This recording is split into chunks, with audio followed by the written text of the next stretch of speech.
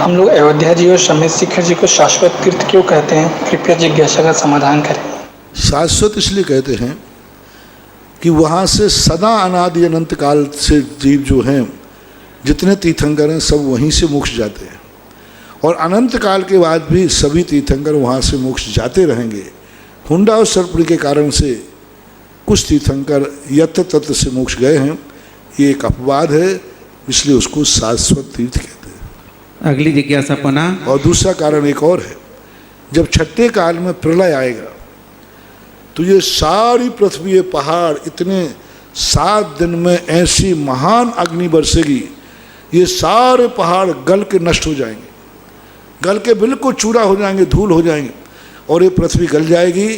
पानी बरसेगा कीचड़ से 7 दिन, तो उस समय सारे पहाड़, सारी पृथ्वी जलमग्न हो जाएगी। लेकिन शमेश शिखर और अयोध्या के स्थान, वहाँ पर जो 1000 योजन नीचे नंद्यावर्त है, एक अकृत्रिम नंद्यावर्त है, बहुत बड़ा विशाल, बहुत बड़ा विशाल।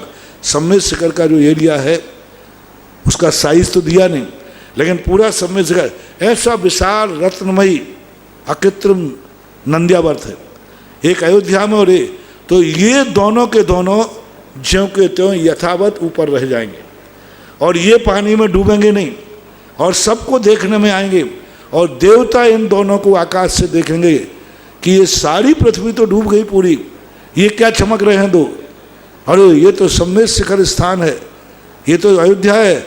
उसी समय देवता उस नंद्यावर्त की पूजा करेंगे, नंद्यावर्त को नमस्कार करेंगे, नंद्यावर्त पर ऊपर से पुष्पवृष्टि करेंगे और जैसे वो नंद्यावर्त की पूजा होगी तैसे ही प्रलय की शांति हो जाएगी और दूसरा उत्सर्पणी काल चालू हो जाएगा। नंद्यावर्त बहुत ताकतवान है, इसलिए जहाँ हम नए क्षेत्र की स्थापना करते हैं हम वहाँ नंद्यावर्त की स्थापना करते हैं और नंद्यावर्त जहाँ स्थापित हो जाता है अक्षय भंडार होता है, मतलब क्षय को प्राप्त नहीं होता, विनाश को प्राप्त नहीं होता नंद्यावर्त।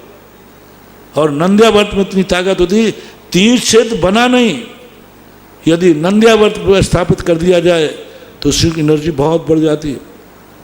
जहाँ जहाँ मैंने नए क्षेत्र स्थापित किए, सबसे पहले नंद्यावर्त की स्थापना करके लोगों से कहा, क्षेत्र जब बनेगा तब बनेगा, पहले सैंपल ले लीजिए इससे, ये क्षेत्र अतिशयकारी बनेगा, चमत्कारी बनेगा, ये तुम्हारे संकट दूर करेगा, तुम्हारे लिए फलदायी होगा, इसका सैंपल देता हूँ नंद्यावर्त। ज्ञानोदय में जब नंद्यावर्त स्थापित किया, मैंने कहा देखिए क्षेत्र, लोगों को डाउट था क्या पता ये बन पाएगा कि नहीं बन पाएगा, मैंने कहा नंद्यावर्त की स्थापना कर रहा हूँ, यहाँ तुम्हें प्रतिदिन आकर के 9 बार नमोकार मंत्र पढ़ना है। 100-200 लोगों ने नियम लिया और ऐसा चमत्कार हुआ कि आज ज्ञानोदय तीर्थ तुम्हारे सामने। वीरोदय तीर्थ बागड़ में नंद्यावर्त की स्थापना करके आया था, हर संडे को उस नंद्यावर्त के पास लोगों की हजारों की भीड़ लगती थी, अभी भी लगती है। और वहाँ परिक्रमा लगाते और वहाँ लोगों की ऐसी ऐसी अप्रत्याशित चीज़ें, ऐसी ऐसी अप्रत्याशित बीमारियाँ दूर होती हैं। वहाँ आते हैं, एक माला फेरते हैं, श्रीफल चढ़ाते हैं नंद्यावर्त को और नमस्कार करते, चमत्कार हो जाता। तो ये नंद्यावर्त की स्थापना, एक क्षेत्र अभी आपके बूंद के पास में है, जैसे सीलोदय, सीलोर था, मैंने उसका नाम सीलोदय तीर्थ क्षेत्र का। वहाँ गया तो मैं एकदम रह गया, उस जमीन में 0 एनर्जी, -0 माइनस। अब मैंने कहा क्या करें, ये लोग इतनी भक्ति कर रहे हैं, कुछ कर रहे हैं, और क्षेत्र 3-4 दिन मेरा कुछ भी मन स्थिर नहीं है, पूरे क्षेत्र की एनर्जी 0, कुछ नहीं कर सकते हम, वहाँ सिर से पहाड़ फोड़ना था।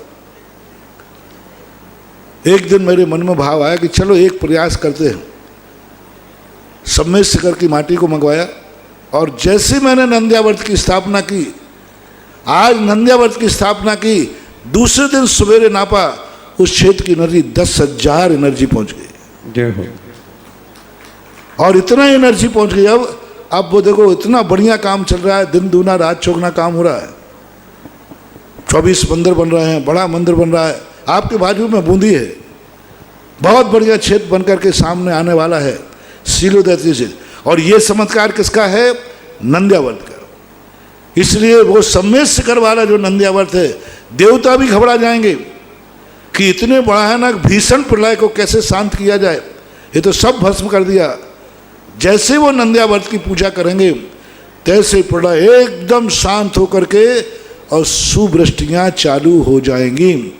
ये हमेशा जब भी प्रलय रूप छठा काल का युग परिवर्तन होता है उस सर्पणी और अवसर्पणी से, तब ऐसा ही होता है और उसकी पूजा ही निमित्त बनती है।